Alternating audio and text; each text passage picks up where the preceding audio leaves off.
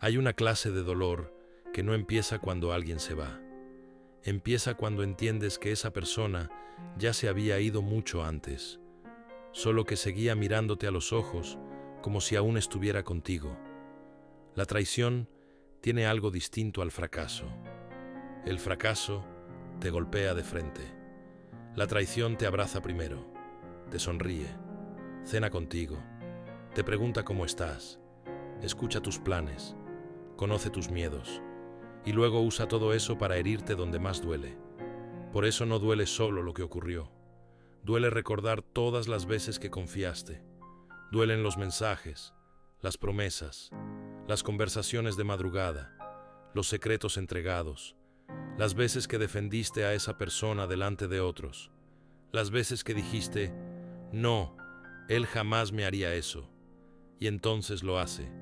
Y de pronto, el mundo cambia, no porque hayas perdido a alguien, sino porque has perdido la versión de ti que confiaba sin miedo. Esta es la historia de Andrés, un hombre que fue traicionado por la persona que más confianza tenía en él, y que estuvo a punto de convertirse en aquello que más odiaba. Andrés no era un hombre ingenuo, eso es importante entenderlo. No era de esos que confían en cualquiera. No era blando, no era débil, no era de los que se emocionan con grandes discursos. De hecho, la gente decía que Andrés era prudente, observador, reservado, sereno. Tenía 38 años y había construido, junto a su mejor amigo, una pequeña empresa de reformas. Su amigo se llamaba Víctor. Se conocían desde adolescentes. Habían trabajado juntos de jóvenes, descargando camiones, pintando pisos, arreglando baños, haciendo cualquier cosa para ganar dinero. Durante años soñaron con dejar de trabajar para otros y montar algo propio. Y lo hicieron. No fue fácil. Al principio, solo tenían una furgoneta vieja, 2 taladros, herramientas prestadas y más hambre que clientes. Dormían poco, cobraban tarde, aceptaban trabajos que otros rechazaban, hacían presupuestos de madrugada, comían bocadillos fríos dentro de la furgoneta, pero estaban juntos, y cuando uno dudaba, el otro empujaba. Víctor era carismático, sabía hablar con clientes, cerrar acuerdos, vender confianza. Andrés era metódico, calculaba costes, organizaba equipos, revisaba acabados, cumplía plazos. Uno era fuego, el otro, piedra, y durante un tiempo funcionó. La empresa creció, contrataron a 3 empleados, luego a 7, luego a 12, compraron mejores herramientas, alquilaron una nave, pintaron el logo en las furgonetas, empezaron a trabajar con constructoras más grandes. Andrés no se hizo rico, pero por primera vez en su vida sintió algo parecido al orgullo tranquilo. No el orgullo arrogante, el otro. Ese que aparece cuando sabes que lo que tienes no cayó del cielo, sino que lo levantaste con tus manos. Cada vez que veía una de sus furgonetas por la ciudad, sonreía. No por vanidad, sino porque recordaba la primera, aquella que se apagaba en los semáforos y había que empujar entre los dos. Víctor solía decir, un día vamos a mirar atrás y no nos vamos a creer de dónde salimos. Andrés le creía, porque hay amistades que parecen una casa, un lugar al que volver, un refugio, pero algunas casas tienen grietas que no ves hasta que llega el invierno. El primer aviso fue pequeño, tan pequeño que Andrés lo ignoró. Una factura que no cuadraba, nada grave, un pago duplicado, una cantidad extraña. Víctor dijo que era un error administrativo. Andrés lo creyó. El segundo aviso fue una llamada de un proveedor. Le preguntó por una deuda que Andrés no conocía. Víctor dijo que lo estaba gestionando. Andrés volvió a creerlo. El tercer aviso fue una conversación cortada en seco. Entró en la oficina y vio a Víctor hablando con alguien por teléfono en voz baja. Cuando Andrés apareció, Víctor cambió el tono, sonrió demasiado rápido y colgó. Era un cliente pesado, dijo. Andrés sintió algo raro. No sospecha todavía, más bien una incomodidad, como cuando entras en una habitación y notas que alguien acaba de esconder algo. Durante semanas, esa sensación fue creciendo. Víctor salía más, respondía menos, evitaba algunas preguntas, revisaba el móvil con ansiedad, pedía que ciertos pagos pasaran por él directamente. Andrés no quería desconfiar, y ese fue su primer error. No porque confiar sea malo, sino porque a veces usamos la confianza como excusa para no mirar una verdad incómoda. Una tarde, Andrés se quedó solo en la oficina. Buscaba un contrato antiguo en el ordenador compartido. Abrió una carpeta equivocada, luego otra, y entonces encontró un documento con un nombre raro. No debería haberlo abierto, pero lo abrió. Era un presupuesto, mismo tipo de obra, mismos proveedores, mismo cliente al que ellos habían visitado 2 semanas antes. Pero el logo no era el de su empresa, era otro, una nueva empresa, registrada a nombre de Víctor. Andrés sintió que el cuerpo se le quedaba frío. Siguió buscando. Encontró más documentos, clientes desviados, presupuestos copiados, pagos movidos, correos reenviados, contactos robados, trabajos que debían entrar en su empresa, pero que Víctor estaba llevando por fuera. Durante varios minutos, Andrés no pensó, solo miró la pantalla. Había un ruido en la calle, una moto, un perro ladrando, gente caminando. El mundo seguía. Y eso era lo más ofensivo, que el mundo siguiera igual mientras algo dentro de él se partía. Víctor llegó 1 hora después. Entró con su energía de siempre. ¿Qué haces aún aquí? Andrés no contestó. Giró la pantalla. Víctor miró los documentos, y en ese segundo su cara cambió. No puso cara de culpa. Eso habría dolido menos. Puso cara de cálculo, como si en vez de pensar «he traicionado a mi amigo», estuviera pensando «¿cuánto sabe?». Andrés se levantó despacio. «Dime que hay una explicación». Víctor suspiró. Ese suspiro fue peor que cualquier insulto. Era el suspiro de alguien molesto por haber sido descubierto. «Andrés, esto es más complejo. Dime que hay una explicación». Víctor se frotó la cara. «Yo también he levantado esta empresa». Andrés lo miró sin entender. ¿Qué? Que no todo eres tú, que no todo es tu forma de hacer las cosas. Yo traigo clientes, yo vendo, yo me muevo, y luego tú quieres revisar cada céntimo como si fueras mi padre. Andrés sintió que algo oscuro le subía por el pecho. Me has robado clientes. No exageres. Has usado nuestra empresa para montar otra. Era una salida. ¿Una salida de qué? Víctor levantó la voz. De ti. Silencio.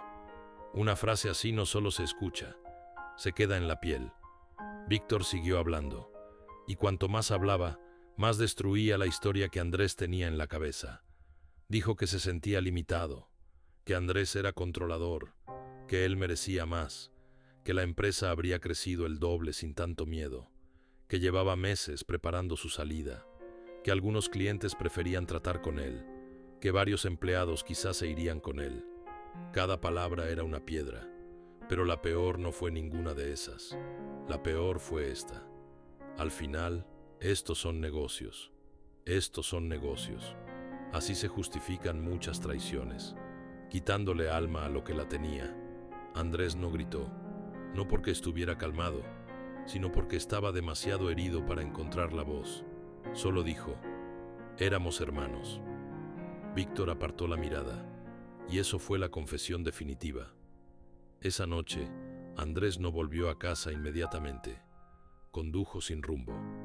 Había momentos en los que apretaba tanto el volante que le dolían los dedos. En su cabeza se repetían escenas. Víctor en su boda. Víctor cargando muebles con él a los 20 años. Víctor brindando cuando firmaron el alquiler de la nave. Víctor abrazándolo cuando murió su padre. Víctor diciéndole, tú y yo hasta el final. Hasta el final. Qué frase tan peligrosa cuando la dice alguien que no sabe resistir la ambición. Andrés aparcó cerca de un parque y se quedó allí. El móvil no paraba. Mensajes de Víctor. Llamadas. audios, luego mensajes de empleados, luego un proveedor. La traición rara vez llega sola, trae caos. Al día siguiente, todo explotó. 2 trabajadores anunciaron que se marchaban con Víctor. Un cliente canceló una obra, otro pidió explicaciones. El contable descubrió movimientos extraños. El abogado habló de demandas, pruebas, costes, plazos. Andrés escuchaba todo como si estuviera bajo el agua, pero dentro de él algo se estaba formando.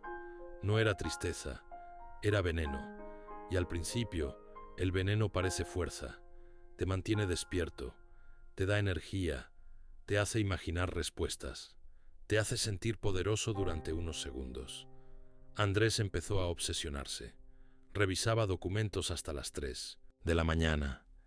Buscaba formas de hundir a Víctor. Pensaba en llamar a su mujer y contárselo todo. Pensaba en hablar con sus nuevos clientes para destruir su imagen. Pensaba en publicar pruebas. Pensaba en devolver golpe por golpe. No quería justicia. Quería verlo sufrir. Y esa diferencia importa, porque la justicia busca reparar un daño. La venganza quiere multiplicarlo. Durante semanas, Andrés dejó de ser Andrés. Llegaba a casa y no estaba. Su hija le hablaba y él asentía sin escuchar. Su mujer, Clara, le preguntaba si había comido y él respondía con monosílabos. Dormía poco, comía mal, se enfadaba por cualquier cosa, conducía agresivo, miraba el teléfono cada 5 minutos. Una noche, Clara lo encontró en la cocina, a oscuras, bebiendo café a las 2 de la mañana. «Esto te está cambiando», le dijo. Andrés soltó una risa seca. «Claro que me está cambiando. Me han traicionado». «No, no te está cambiando la traición. Te está cambiando lo que estás haciendo con ella». Él la miró con rabia. «¿Ahora también es culpa mía?» Clara no se movió. «No he dicho eso». «Pues lo parece. He dicho que Víctor ya te quitó bastante. No le entregues también tu carácter». Andrés golpeó la mesa. «Mi carácter no paga deudas». Clara bajó la voz. «No, pero es lo único que tu hija va a recordar de ti cuando todo esto pase». Esa frase lo atravesó, porque Clara no gritó, no lo humilló, solo puso un espejo. Y a veces no hay nada más insoportable que un espejo puesto por alguien que te ama. Esa misma noche, Andrés no pudo dormir. Fue al salón y se sentó en el sofá. Encendió la televisión sin volumen. Necesitaba ruido sin palabras. En la estantería había una caja con libros de su padre. Su padre había muerto 2 años antes. Era un hombre callado, duro, de manos grandes, que había trabajado toda la vida como mecánico. No era filósofo, pero tenía costumbre de subrayar libros. Andrés abrió la caja sin saber por qué. Encontró manuales, novelas antiguas, libros de historia, y uno pequeño con la portada gastada. Meditaciones, Marco Aurelio. Dentro, en la primera página, había una frase escrita por su padre: «Para cuando la vida no haga lo que tú quieres». Andrés sintió un nudo en la garganta. Abrió una página marcada. Leyó una idea que parecía escrita para él. No permitas que la maldad de otro destruya la bondad en ti. No estaba exactamente formulada así, pero eso fue lo que entendió. Y se quedó quieto, porque ahí estaba el centro de todo. Víctor había sido desleal. Eso era un hecho. Víctor había mentido. Eso era un hecho. Víctor había dañado la empresa. Eso era un hecho. Pero había otra pregunta, una pregunta más difícil. ¿Qué estaba haciendo Andrés con ese daño? Porque una cosa es que alguien te hiera, y otra muy distinta es construir una casa dentro de la herida y mudarte allí para siempre. Andrés siguió leyendo. El estoicismo no le habló de perdonar rápido, no le pidió sonreír, no le pidió negar la rabia, no le pidió abrazar a quien lo había traicionado. Le pidió algo más duro: no convertir el dolor en amo, no darle a otro hombre poder absoluto sobre su mente, no permitir que una injusticia externa creara una corrupción interna. Esa noche, Andrés hizo algo que nunca había hecho. Escribió una lista. En una columna puso lo que Víctor hizo. En otra, lo que yo puedo hacer sin convertirme en Víctor. La primera columna era fácil. Mintió, robó clientes, manipuló empleados, ocultó información, usó mi confianza, traicionó una amistad. La segunda tardó más. Actuar legalmente, proteger la empresa, hablar con claridad, no difamar, no mentir, no usar a su familia como arma, no destruirme por dentro, no enseñar a mi hija que el odio es fuerza. Se quedó mirando la última frase. No enseñar a mi hija que el odio es fuerza, porque eso era lo que estaba haciendo. Sin querer, cada noche, cada gesto, cada explosión de ira, cada mirada perdida. Su hija estaba aprendiendo que cuando alguien te hiere, debes dejar que esa persona tome el control de toda tu vida. Y Andrés no quería enseñarle eso. Al día siguiente, llamó al abogado. Le dijo: vamos a reclamar lo que haya que reclamar, pero no quiero ninguna maniobra sucia. El abogado respondió: ¿estás seguro? Andrés dijo: no quiero parecerme a él para ganarle.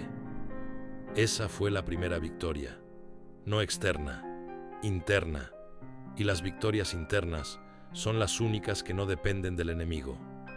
Después reunió a los trabajadores que quedaban. No hizo un discurso heroico, no insultó a Víctor, no lloró delante de ellos, solo dijo la verdad. Ha habido una ruptura. Algunos clientes se han visto afectados. Vamos a revisar todo. No puedo prometer que será fácil, pero sí puedo prometer que aquí no vamos a funcionar desde la mentira. Hubo silencio. Uno de los empleados, Luis, preguntó: ¿y si no salen las cuentas? Andrés respiró. Entonces cerraremos con dignidad, pero no vamos a destruirnos antes de tiempo. Esa frase cambió algo, porque cuando un líder está herido, todos lo sienten. Y cuando un líder decide no pudrirse, también. Los días siguientes fueron duros, muy duros. Perdieron dinero, perdieron clientes, perdieron ritmo, perdieron confianza. Pero Andrés empezó a recuperar algo más importante: presencia. Volvió a cenar con su familia sin el móvil encima de la mesa. Volvió a mirar a su hija cuando le hablaba. Volvió a dormir, aunque fuera poco. Volvió a caminar por las mañanas. Cada día, antes de entrar en la nave, repetía una frase: que otro haya actuado mal no me obliga a vivir mal. No era magia. Había días en los que la rabia volvía, días en los que veía una publicación de Víctor sonriendo con un nuevo cliente y sentía deseos de romper algo, días en los que imaginaba conversaciones donde lo dejaba en ridículo, días en los que pensaba: ¿por qué él sigue adelante mientras yo recojo los escombros? Pero entonces volvía a la práctica estoica. No controlas su cinismo, no controlas su éxito temporal, no controlas lo que otros crean, no controlas si la vida reparte justicia en el momento que tú quieres. Controlas tu conducta. Y eso parece poco, solo para quien nunca ha intentado dominarse. Un mes después, Andrés recibió una llamada inesperada. Era un cliente importante que se había ido con Víctor. Su voz sonaba incómoda. Andrés, ¿podemos hablar? Quedaron en una cafetería. El cliente llegó serio. Se llamaba Ramiro, un promotor que siempre había sido directo. Me equivoqué, dijo. Andrés no contestó. Ramiro siguió. Víctor prometió plazos imposibles. Está improvisando. Me ocultó cosas y ahora tengo un problema. Andrés sintió algo parecido al placer. Un placer oscuro. La parte herida de él quiso decir: te lo dije. Quiso disfrutar. Quiso verlo humillado. Quiso cobrarle cada llamada ignorada. Pero respiró. Porque ahí estaba otra prueba. El estoicismo no se practica solo cuando pierdes. También se practica cuando tienes la oportunidad de ser cruel y eliges no serlo. Andrés dijo: puedo revisar la obra, pero no voy a entrar en una guerra. Si trabajamos juntos, será con condiciones claras. Ramiro asintió. lo entiendo. Ese contrato ayudó a salvar la empresa. No del todo, pero lo suficiente. Luego volvió otro cliente. Y otro. No porque Andrés gritara más fuerte, sino porque la realidad, tarde o temprano, suele revelar la diferencia entre apariencia y carácter. Víctor había vendido velocidad. Andrés ofrecía confianza. Y la confianza tarda años en construirse, segundos en romperse y una vida entera en demostrar que vale algo. Pero la herida personal seguía ahí, porque una empresa puede reordenarse, las cuentas pueden revisarse, los contratos pueden renegociarse. Pero ¿qué haces con una amistad rota? ¿Qué haces con todas las memorias que ahora parecen contaminadas? Durante mucho tiempo, Andrés no podía pasar por ciertos lugares. El bar donde él y Víctor planearon la empresa, la calle donde aparcaron la primera furgoneta, el taller donde arreglaron herramientas, la nave vacía el día que firmaron el alquiler. Todo parecía tener una sombra, y esa es una de las crueldades de la traición. No solo te roba el presente, intenta reescribir tu pasado. Te hace pensar que todo fue mentira, pero no siempre es así. Una noche, Andrés volvió a leer a Marco Aurelio y entendió algo importante. Que otra persona haya terminado mal no significa que todo lo vivido fuera falso. Hubo días reales, risas reales, sacrificio real, compañerismo real, y también hubo ambición, mentira, cobardía, ego. El ser humano es así de complicado. A veces, alguien puede haberte querido y aún así traicionarte. A veces alguien puede haber sido tu amigo y luego convertirse en alguien que no reconoces. A veces, el dolor no viene de descubrir que todo fue falso, sino de aceptar que algo verdadero se corrompió. Andrés lloró esa noche, no de rabia, de duelo, porque por fin dejó de pelear solo contra Víctor y empezó a despedirse de lo que habían sido. Ese fue otro punto de inflexión. No lo perdonó de golpe, no lo justificó, no minimizó el daño, pero dejó de alimentar la fantasía de volver atrás. Hay heridas que solo empiezan a cerrar cuando aceptas que no habrá una explicación suficiente. Nunca te dirán justo lo que necesitas oír, nunca repararán exactamente lo que rompieron. Nunca entenderán del todo lo que te hicieron. Nunca volverá a ser como antes. Y aún así, tienes que vivir. No porque ellos merezcan paz, sino porque tú no mereces seguir encadenado. Meses después, ocurrió el encuentro. Andrés salió de una ferretería cargando material. Al girar hacia el aparcamiento, lo vio. Víctor estaba junto a su coche, más delgado, con barba descuidada. Durante un segundo, ambos se quedaron quietos. No había música, no había lluvia, no había una escena perfecta. Solo dos hombres en un aparcamiento, rodeados de coches y ruido de tráfico, sosteniendo el peso de una historia rota. Víctor fue el primero en hablar. Andrés. Él asintió. Víctor. Silencio. Víctor miró al suelo. Me han dicho que te va mejor. Andrés no respondió. Me alegro, dijo Víctor. La frase sonó débil, casi ridícula. Andrés sintió muchas cosas a la vez. Rabia, pena, asco, nostalgia, cansancio. Víctor tragó saliva. Sé que hice cosas mal. Andrés lo miró. Esa frase. Hice cosas mal. Qué manera tan pequeña de nombrar una traición grande. Antes, Andrés habría explotado. Le habría enumerado cada daño, cada mentira, cada noche sin dormir, cada empleado manipulado, cada cliente robado, cada momento destruido. Pero algo había cambiado. No necesitaba que Víctor entendiera todo para que él pudiera soltar parte del peso. Así que dijo, sí, las hiciste. Víctor cerró los ojos. No sé cómo arreglarlo. Andrés respiró despacio. No creo que puedas. La frase quedó en el aire. No fue cruel, fue cierta. Hay cosas que no se arreglan, solo se asumen. Víctor levantó la mirada. ¿Me odias? Esa pregunta era una puerta. Andrés podía entrar por ella y quemarlo todo. Pero pensó en Clara, en su hija, en su padre, en Marco Aurelio. en todas las noches en las que había luchado contra el veneno, y respondió: «No quiero odiarte». Víctor pareció confundido.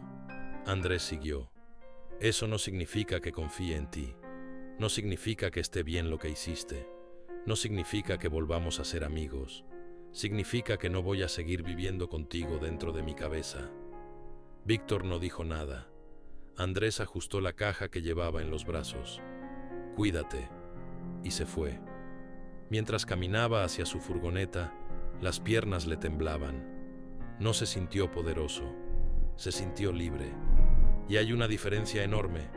El poder quiere dominar al otro. La libertad ya no necesita hacerlo. Esa noche, Andrés cenó con Clara y su hija. No contó el encuentro de inmediato. Primero las escuchó hablar. Su hija contaba algo del colegio. Clara se reía por una tontería. El perro pedía comida debajo de la mesa. Una escena simple, normal, pero Andrés la sintió como un tesoro, porque durante meses había estado físicamente en esa casa, pero mentalmente encerrado con su traidor, y esa noche volvió. Más tarde, cuando su hija se fue a dormir, Clara le preguntó: «¿Ha pasado algo?». Andrés asintió: «Me encontré con Víctor». Clara se quedó quieta. ¿Y?». Andrés miró hacia el pasillo, donde la luz de la habitación de su hija seguía encendida. «Creo que hoy no le enseñé odio». Clara lo entendió. No hicieron falta más palabras. La empresa nunca volvió a ser exactamente la misma. Fue más pequeña, más cuidadosa, más sobria. Andrés ya no confiaba igual, pero aprendió a no vivir cerrado, porque ese es otro riesgo de la traición, que para protegerte de una persona, castigues a todas las demás, que conviertas tu corazón en una fortaleza sin puertas, que llames prudencia al miedo, que confundas no volver a ser ingenuo con no volver a ser humano. Andrés aprendió otra forma: verificar sin volverse paranoico, confiar sin entregar la conciencia, amar sin dejar de mirar, ayudar sin necesitar controlar, perdonar algunas cosas sin reconciliarse con todo, porque el perdón, a veces, no es volver a abrir la puerta, a veces es cerrar la celda donde tú mismo te encerraste con el recuerdo. Años después, Andrés explicó esta historia a un joven empleado que acababa de ser engañado por un socio. El chico estaba furioso. Decía que quería destruirlo. Decía que no iba a parar. Decía que no dormiría hasta verlo hundido. Andrés lo escuchó en silencio. Luego le dijo: «Ten cuidado». El joven respondió: «¿Con qué?». Andrés dijo: «Con pensar que la rabia es lealtad a ti mismo». El chico frunció el ceño. Andrés siguió: «La rabia al principio parece que te defiende, pero si la dejas demasiado tiempo, empieza a comerse lo que dice proteger». El joven miró al suelo. «Entonces, ¿qué hago? ¿Nada?». Andrés negó con la cabeza. «No, haz lo correcto, reclama lo justo, protege lo tuyo, pon límites, aléjate si hace falta, pero no conviertas tu vida en un monumento a la traición de otro». Luego añadió: «Porque un día te despertarás y descubrirás que esa persona te robó una vez, pero tú le entregaste todos los días siguientes». El joven no dijo nada. Andrés reconoció esa mirada. Era la misma que él había tenido, la mirada de alguien que todavía cree que odiar le devolverá lo perdido. Pero el odio nunca devuelve nada, solo cobra más. Esta es la verdad. Cuando alguien te traiciona, aparece una guerra. Pero no es solo contra esa persona. Es contra la versión de ti que quiere nacer del dolor. Una versión amarga, fría, desconfiada, cruel, obsesionada, vengativa. Una versión que habla todo el tiempo de justicia, pero en realidad solo quiere sangre.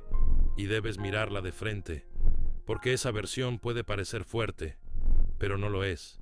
Es una prisión con armadura. El estoicismo no te pide ser débil, no te pide dejar que te pisoteen, no te pide justificar a quien te hirió, te pide algo mucho más exigente: actuar con firmeza sin perder la virtud, poner límites sin convertirte en odio, buscar justicia sin emborracharte de venganza. Recordar que lo que otro hizo habla de su carácter, pero lo que tú haces después hablará del tuyo. Y ahí está la gran pregunta. Después de la traición, ¿quién vas a ser? No quién fue el otro. Eso ya lo sabes. No que merecía. Eso quizá también. La pregunta es, ¿qué vas a permitir que nazca dentro de ti? Porque el daño recibido no siempre se puede evitar. Pero el daño que tú empiezas a cultivar después, ese sí debes vigilarlo. La traición es una chispa. El incendio, muchas veces, lo alimentamos nosotros, con pensamientos repetidos, con conversaciones imaginarias, con necesidad de demostrar, con búsqueda de humillación, con noches enteras reviviendo la escena, con la fantasía de que un día el otro sufrirá y entonces todo tendrá sentido. Pero incluso si ese día llega, incluso si la persona que te traicionó cae, ¿de verdad quieres haber gastado tu vida esperando ese momento? Andrés entendió que no. Entendió que su paz no podía depender del castigo de Víctor. Entendió que la vida era demasiado corta para vivir mirando la espalda de alguien que se fue. Entendió que la mejor respuesta no siempre es destruir al traidor. A veces la mejor respuesta es no permitir que su traición escriba tu carácter. Quizá tú también has vivido algo así. Quizá alguien a quien defendiste habló mal de ti. Quizá alguien a quien ayudaste te dio la espalda. Quizá una pareja te mintió. Quizá un socio te usó. Quizá un amigo desapareció cuando más lo necesitabas. Quizá todavía hay una conversación que repites en tu cabeza, una explicación que esperas, una disculpa que no llega, un reconocimiento que nunca aparece. Y tal vez sigues pensando, hasta que esa persona no pague, no estaré en paz. Pero escucha esto. Si tu paz depende de que otro cambie, se arrepienta o sufra, entonces esa persona todavía manda en ti. Y no hay esclavitud más amarga que depender emocionalmente de quien te hizo daño. La libertad empieza el día que dices, lo que hiciste fue real, pero no será mi hogar. Sí, dolió. Sí, fue injusto.